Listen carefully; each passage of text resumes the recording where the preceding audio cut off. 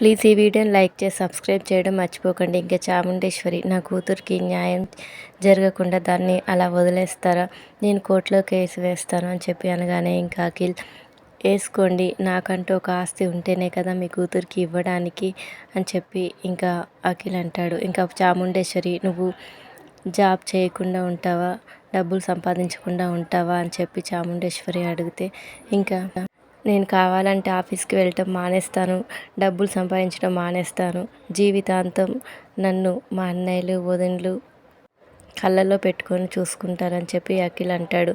ఇంకా హారిక ఏమో నువ్వు ఇంకా పెళ్లి చేసుకోకుండా ఉంటావా, నేను కూడా చూస్తాను అని చెప్పి హారిక అంటుంది.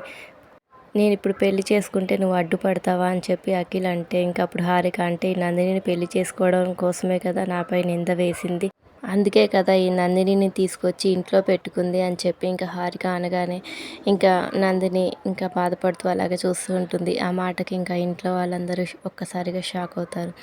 Thank you for watching. Please subscribe my channel.